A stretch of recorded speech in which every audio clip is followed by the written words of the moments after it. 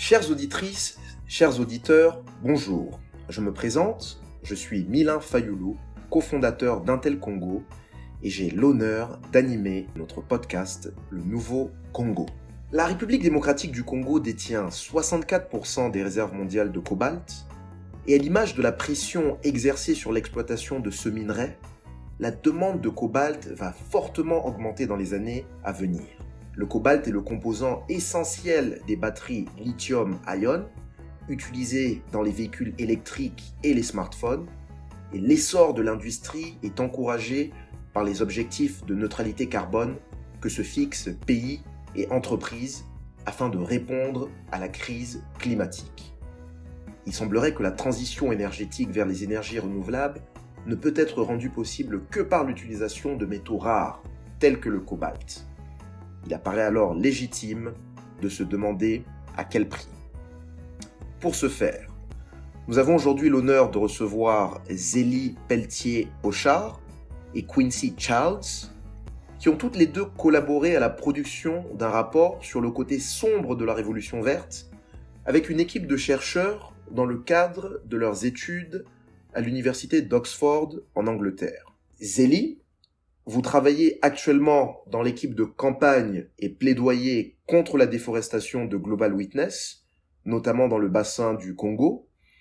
Vous vous intéressez aux thématiques de développement, aux questions environnementales, ainsi qu'aux relations internationales en Afrique.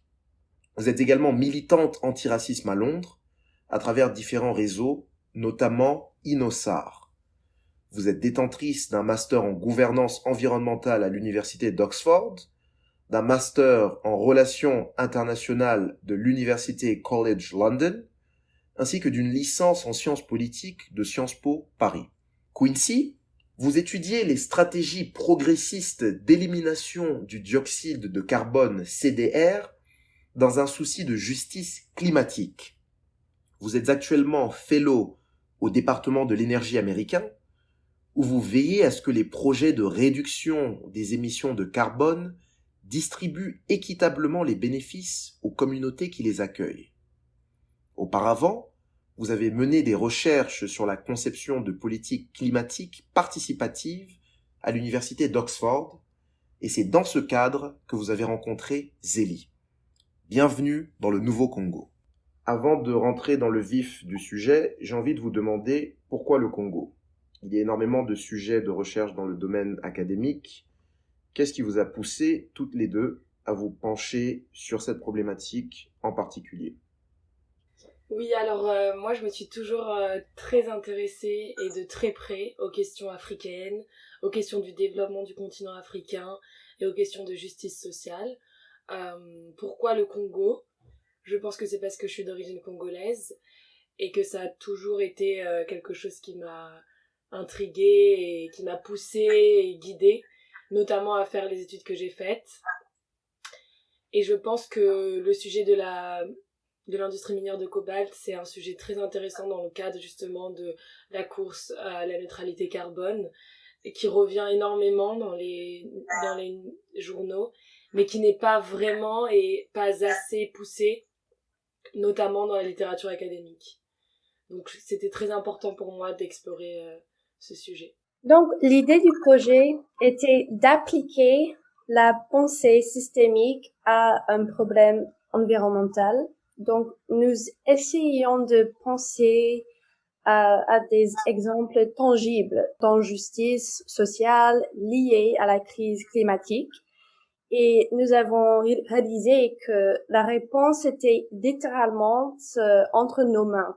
Dans les téléphones fabriqués à partir de cobalt qui avait très probablement exploité en RDC. Nous nous sommes intéressés aussi à une certaine disparité, comment la gouvernance de l'eau et les opérations minières sont déterminées par cette ressource partagée.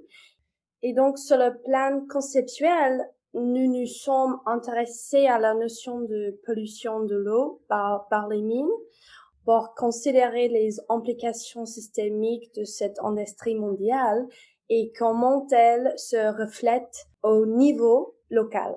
Très bien, très bien. Alors, sur base de ces recherches que vous avez menées conjointement avec un groupe de chercheurs à Oxford, Zélie a récemment publié un article condensé sur notre plateforme, qui est aussi un condensé de sa dissertation de fin d'études, où Zélie, vous faites le parallèle entre la forme de l'extraction minière en RDC aujourd'hui et celle sous l'époque coloniale.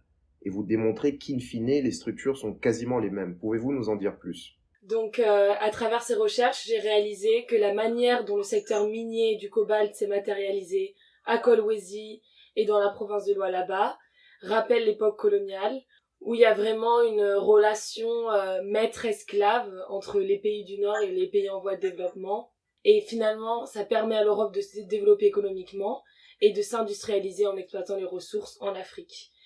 Et là, aujourd'hui, les pays du Nord s'appuient sur la RDC et sur les autres pays afin de se décarboniser et d'achever la neutralité carbone.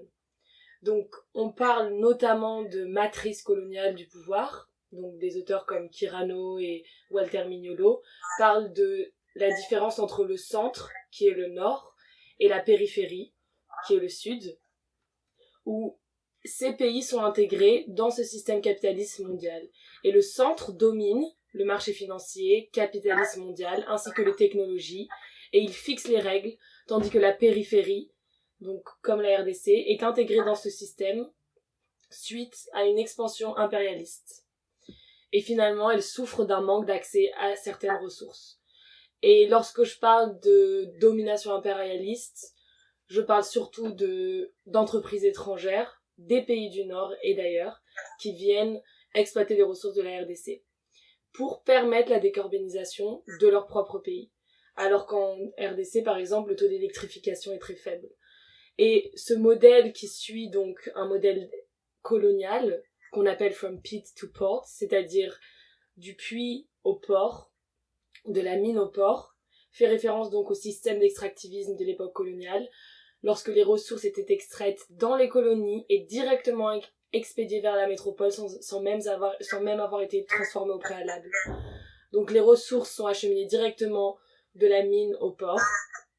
Et ça a entraîné une sorte de violence infrastructurelle parce que les pouvoirs coloniaux et les administrations coloniales n'ont pas investi dans d'autres choses que les infrastructures qui permettent ce système.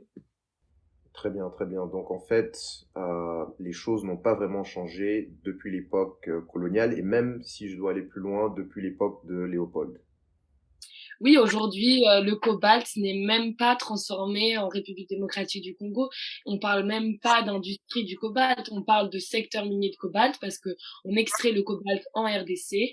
Ensuite, il est vendu dans les comptoirs et il part en Chine. Il est transformé en Chine et ensuite il est envoyé dans des entreprises en Corée du Nord et Japon et ailleurs pour être intégré dans la chaîne de production. Ok, très bien. Et Quincy, une question pour vous. Sur base de vos recherches, pouvez-vous affirmer que dans l'état actuel, les Congolais ne tireront pas le juste profit des retombées économiques potentiellement colossales du cobalt, si l'on se tient aussi à ce que vient de dire Zélie? Oui, en théorie, une communauté devrait toujours pouvoir tirer profit de quelque chose qu'elle produit et vend. La réalité sur le terrain est malheureusement très différente. Malgré une abondance de métaux de terre rares, les Congolais ne récoltent pas les bénéfices de leurs ressources en raison des factures systémiques aggravantes de l'histoire coloniale et extractive et des monopoles commerciaux transnationaux qui perpétuent la corruption. Avant le XXIe siècle, le secteur minier de la RDC était défini par les mines artisanales, une activité minière à petite échelle réalisée à la main. Nous avons appris au cours de nos recherches que, au cours de Congo belge, le roi Léopold a confié une grande partie de l'État à des sociétés privées, dont il était le principal actionnaire déjà, et les entreprises ont extrait les ressources naturelles par une violence extrême. Donc, il y avait donc déjà un antécédent au siècle d'avant. Et en 2002, en réponse à la demande croissante des sociétés transnationales, ils revendiquent que des droits sur les sites miniers. Le gouvernement national de Kabila a révisé le code minier pour faire la distinction entre l'exploitation minière industrielle et les ASM, désignant ces dernières comme une activité informelle. Dans un effort pour formaliser le secteur, le gouvernement a exigé des mineurs qu'ils achètent des licences conformément au droit international. Cependant, la formalisation a échoué en raison de la mauvaise mise en œuvre par le gouvernement de processus d'octroi de licences artisanales, créant une opportunité pour les entreprises multinationales d'accélérer l'extraction minière et entraînant la déposition des autorités locales.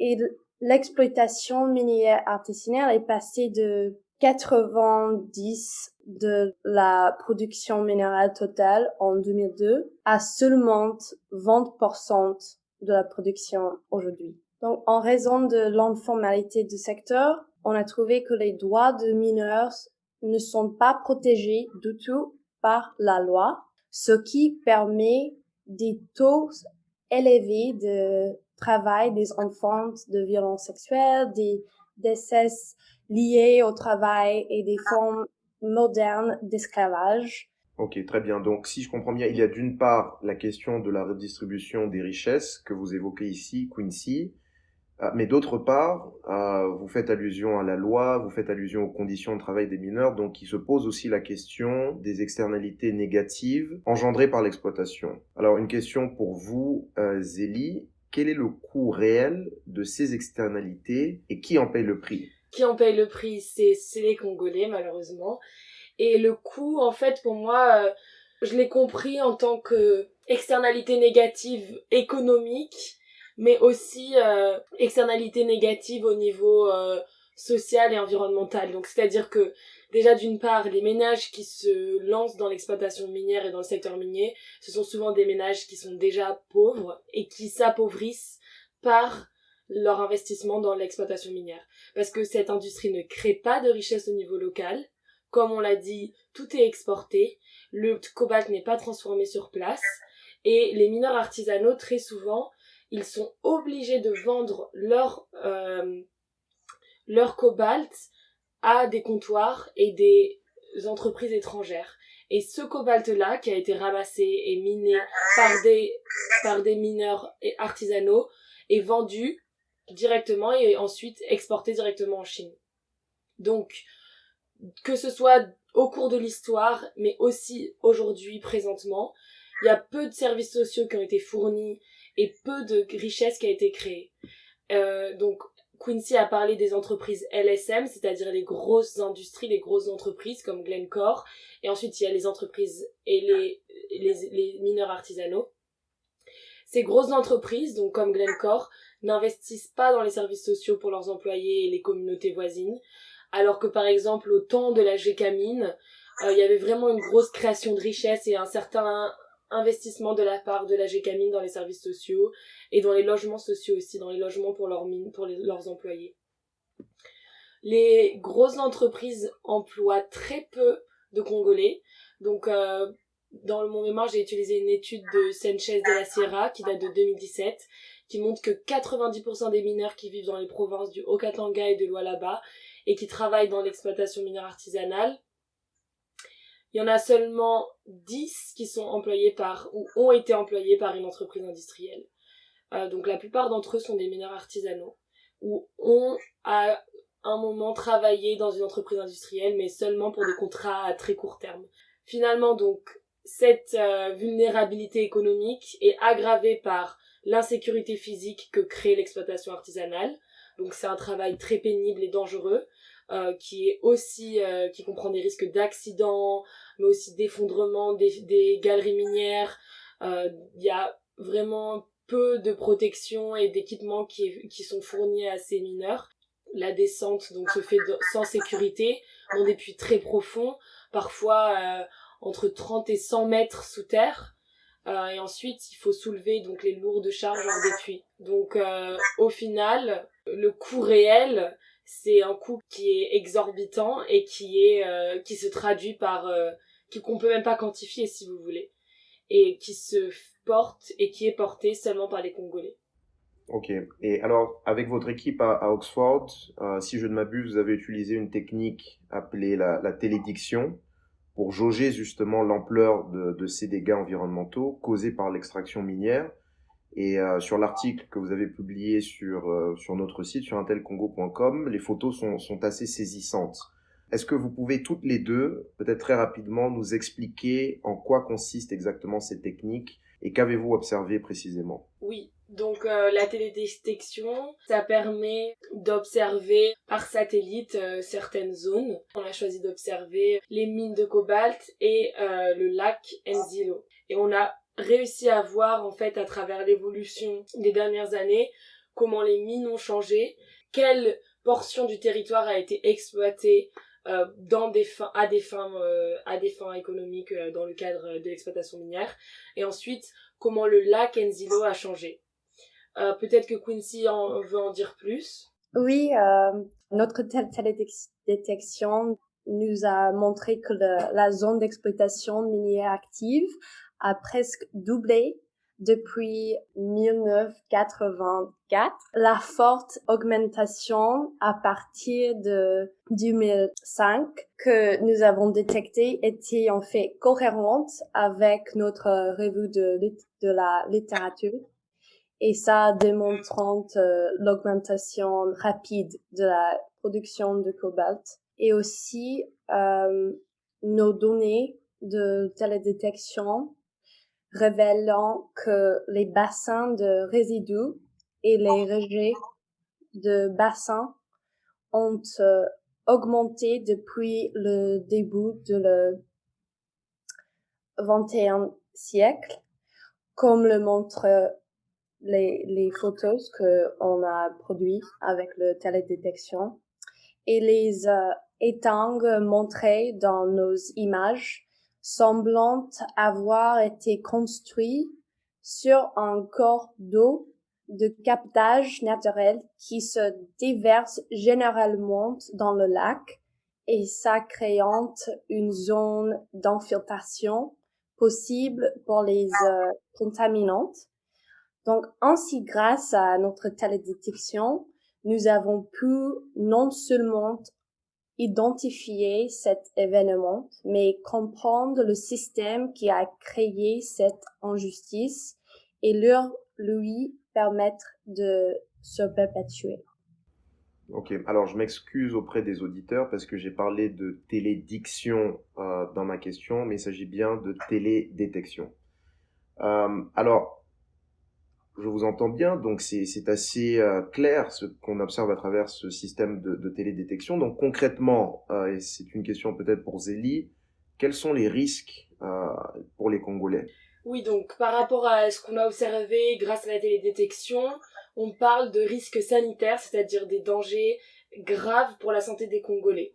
Donc l'exploitation minière présente énormément de risques pour la santé des Congolais, et ça on en est sûr, avec ou sans télédétection.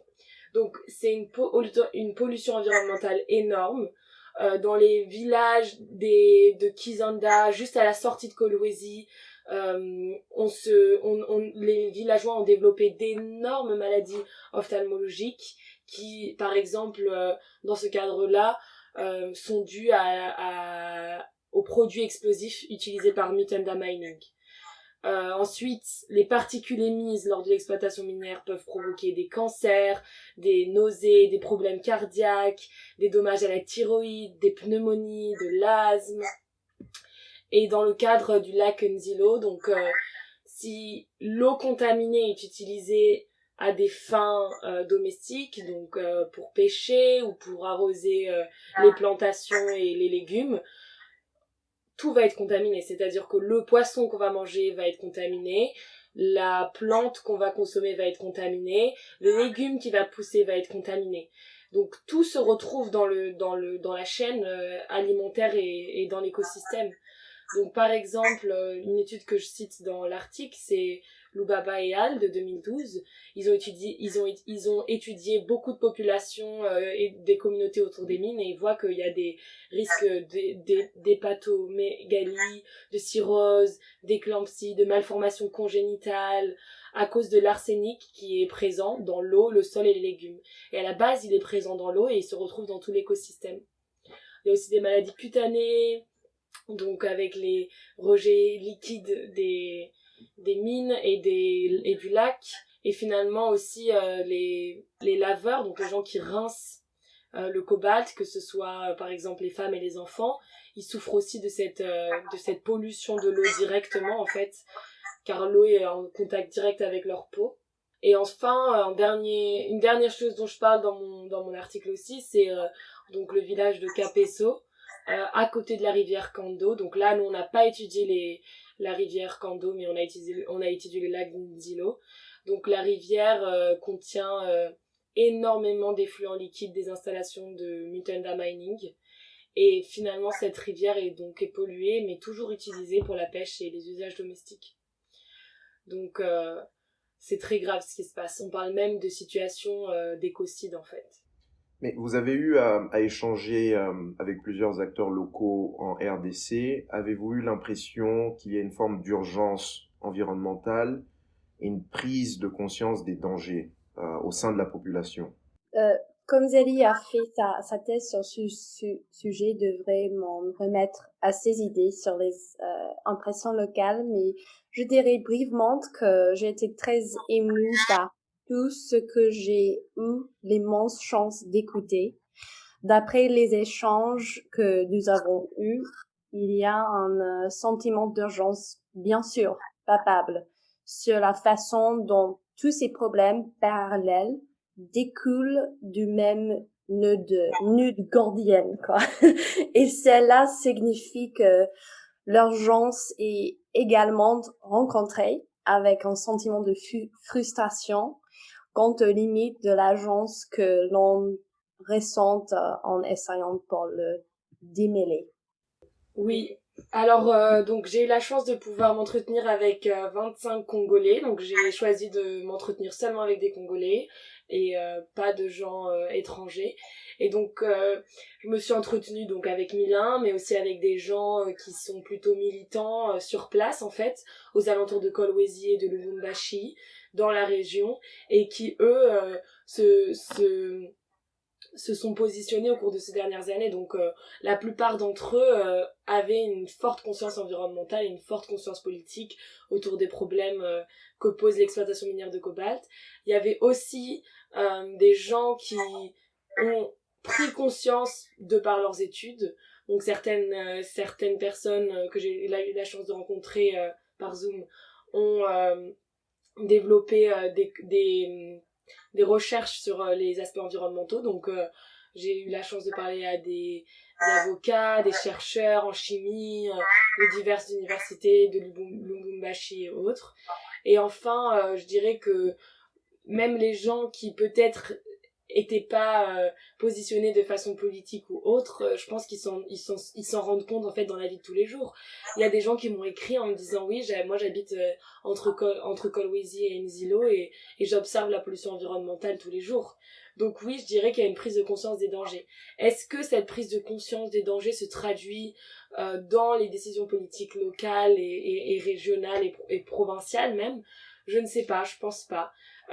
Mais ça c'est une toute autre question. Alors sur ce point, vous avez bien dit toutes les deux qu'on distingue l'industrie minière artisanale de celle dite industrielle. Pouvez-vous nous en dire plus sur leurs différences en termes d'impact socio-économique?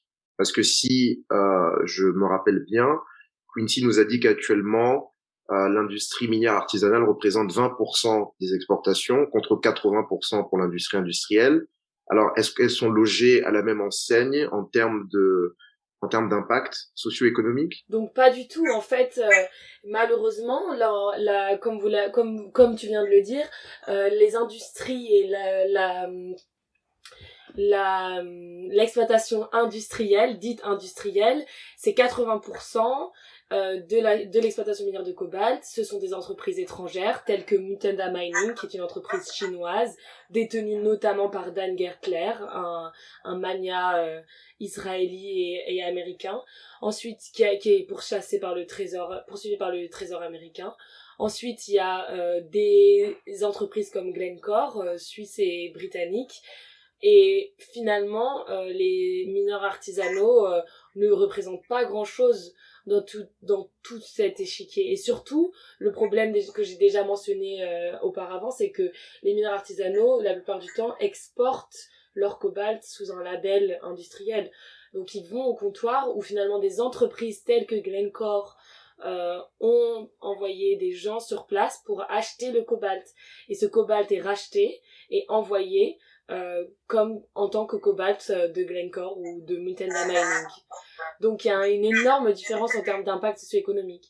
L'artisanat minier, il permet aujourd'hui, malgré toutes ces implications négatives et malgré toutes les conséquences qu'il peut avoir sur la santé et les dangers qu'il représente, l'artisanat minier, c'est aujourd'hui la solution qui permet de créer des richesses au niveau local, de manière négative ou positive. Donc aujourd'hui, on parle de l'artisanat minier comme principale activité génératrice de revenus dans la région. Et il y a beaucoup de chercheurs qui se sont penchés sur la question, notamment Hilson, et qui montrent que même si c'est informel et que c'est une création de richesse informelle, c'est essentiel pour les moyens de subsistance des pays d'Afrique subsaharienne. Et la question qui se pose, c'est comment est-ce qu'on peut essayer de la rendre légale, de formaliser cet artisanat minier, cette activité. Est-ce que cela va se traduire par une mise en place de politiques, de plus d'octroiement de permis pour les mineurs artisanaux? On ne sait pas. Est-ce que moi je pense que c'est plus du côté de la régulation des entreprises industrielles que ça se joue. Mais les entreprises industrielles, on le voit aujourd'hui, notamment à cause de la corruption omniprésente en RDC, que ce soit au niveau local ou régional ou provincial ou national, les entreprises industrielles ne créent pas de richesse au niveau local et même très peu de richesse au niveau national. Ou si elles en créent, ce ne sont pas les Congolais qui en tirent le profit, ou en tout cas pas les Congolais de la vie de tous les jours, mais bien une certaine partie de la population qui est déjà très privilégiée et qui bénéficie de ce système de patronage autour de la sphère qui gouverne. Ouais, et c'est intéressant ce que vous dites parce que il y a 2 ans, nous avions fait un podcast avec un chercheur de la London School of Economics, Ben Radley, cette fois sur l'industrie de l'or à l'est du pays, et les conclusions étaient plus ou moins les mêmes. Alors, une question pour vous, Quincy. Selon vous, que peut-on faire aujourd'hui pour faire en sorte que les populations locales bénéficient des retombées, des richesses de leur sous-sol? Je sais que c'est une question assez riche, mais quelques idées. Oui, bien sûr. Un résultat de notre rapport est une carte des différents niveaux de gouvernance qui ont été conçus pour faire appliquer les réglementations. Donc, il y a le niveau local qui comprend le gouvernement régional, les conseils et les chefferies. Il y a le niveau national qui englobe le cabinet, la chambre, le ministère et le président. Il y a le niveau international qui comprend diverses organisations. Et ensuite, il y a le secteur privé qui est dominé par les sociétés transnationales dont la majorité appartiennent à des Chinois, en fait. Et donc, quel type de solution pour la gouvernance socio-écologique fonctionne réellement? Bien sûr, notre rapport énumère des actions au niveau local et national, mais dans cette discussion, je souhaite souligner à quel point le véritable fardeau réside dans l'ordre international, qui a créé un système mondial d'exploitation et de corruption intrinsèque à l'industrie minière. Ainsi, au niveau mondial, nous recommandons une coopération transparente pour améliorer la gouvernance. Donc, les organisations internationales peuvent améliorer les relations commerciales en rendant la législation environnementale juridiquement contraignante et en rectifiant les accords commerciaux inégaux datent de l'époque coloniale. Pendant le Congo belge, le roi Léopold a confié une grande partie de l'État à des sociétés privées, comme on a fait mention, dont il était déjà le principal et actionnaire, il est déjà un antécédent. Et donc, l'établissement d'un corps international de justice civile qui liait les sociétés transnationales à un traité mondial les tiendrait responsables des violations des droits de l'homme.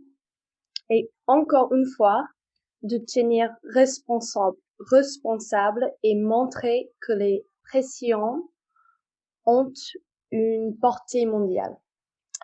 En outre, il faut davantage des campagnes de sensibilisation à ces questions et pour compris des rapports sur la transparence.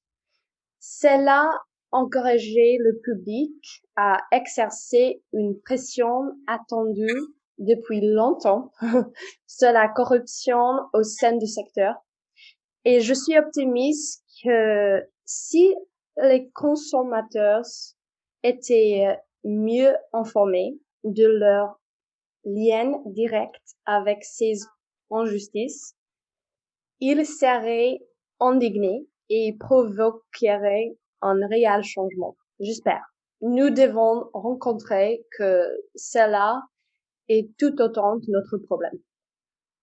Très bien, très bien. Bah alors en parlant d'optimisme, Zélie, peut-on être optimiste aujourd'hui quant à l'avenir des écosystèmes congolais autour des zones d'extraction?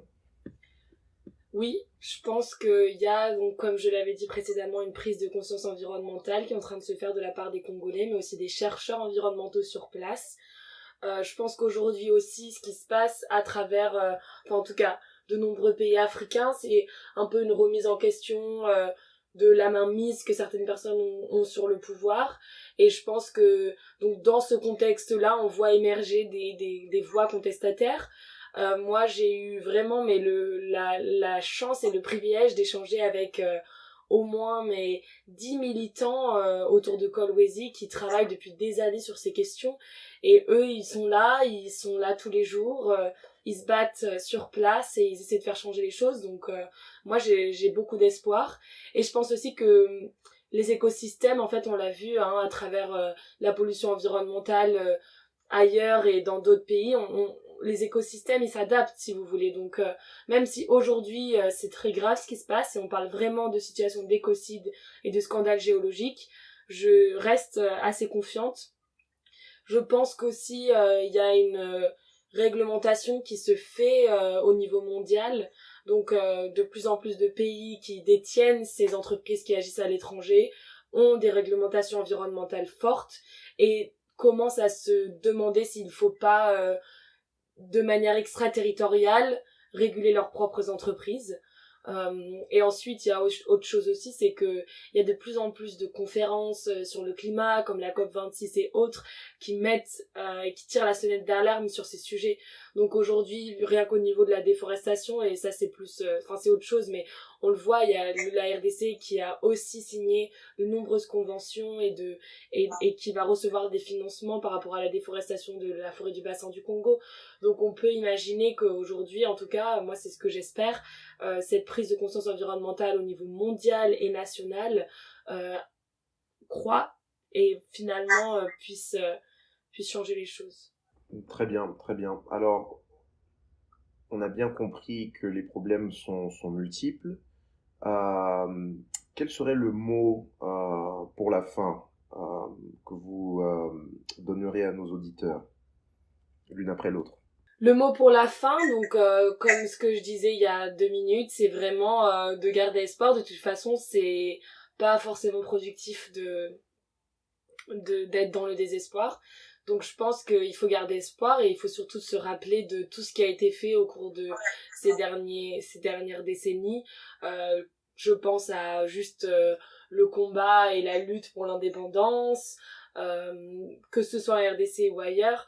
Et en fait, je pense vraiment qu'il y a une prise de conscience collective qui est en train de se jouer, même dans les pays du Nord, au niveau des consommateurs, mais aussi au niveau des entreprises. Donc aujourd'hui, dans d'autres secteurs, on pense et on réfléchit de plus en plus à une manière de pouvoir contrôler les entreprises étrangères et leurs exactions à l'étranger et leurs filiales, donc et leurs sous-traitants également.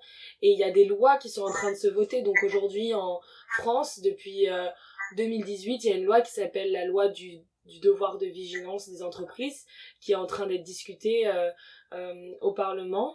Et cette loi oblige les entreprises comme Total, comme Casino, la chaîne de supermarchés, de contrôler leurs actions à l'étranger. Il y a aussi des lois qui se jouent au Royaume-Uni, au niveau de l'Europe. Il y a la Schatz Bill aux États-Unis, ça c'est plus par rapport à la déforestation, mais il y a beaucoup de lois en fait aujourd'hui qui sont mises en place dans des grands pays qui permettent de contrôler les entreprises étrangères et leurs actions à l'étranger. Et ça, je pense que c'est vraiment pour moi un espoir en fait qui se crée au niveau de, voilà, au final, tous ces problèmes dont on a parlé aujourd'hui, la plupart d'entre eux résultent de l'exploitation industrielle et non pas artisanale. Et cette exploitation industrielle, elle doit être régulée et elle peut être régulée. Et si elle n'est pas régulée au niveau national ou au niveau local, elle peut être régulée par l'extérieur. Donc moi, je reste très confiante et en plus, je suis aussi... j'ai beaucoup d'espoir quant à la mentalité congolaise en fait, hein, et je fais confiance aux Congolais. Voilà. Très bien, très bien. Et Quincy, un mot pour la fin? Je veux dire que la régulation de ces sociétés transnationales est d'une importance primordiale. Et le fait que chaque consommateur soit responsable devrait inspirer non seulement un sentiment de honte, bien sûr, mais d'action réparatrice, dans la mesure où chaque consommateur a la capacité d'instituer le changement. Très bien. Alors on l'aura bien compris, c'est un problème qui est multiforme et complexe, mais il y a des zones d'espoir. Il y a une prise de conscience des Congolais par rapport à la question. Et il y a aussi une prise de conscience au niveau de certaines législatures dans des pays développés.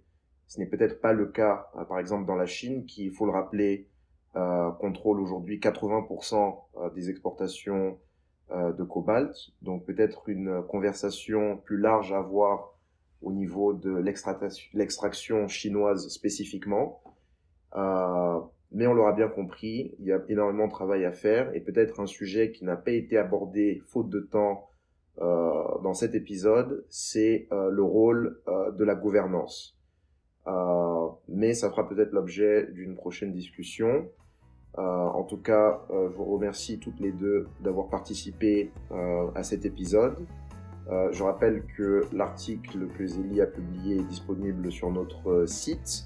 Et il y a aussi des liens vers la recherche plus large qu'elle a faite avec Quincy et leurs partenaires à l'université d'Oxford. Merci beaucoup d'avoir suivi cet épisode et à très bientôt.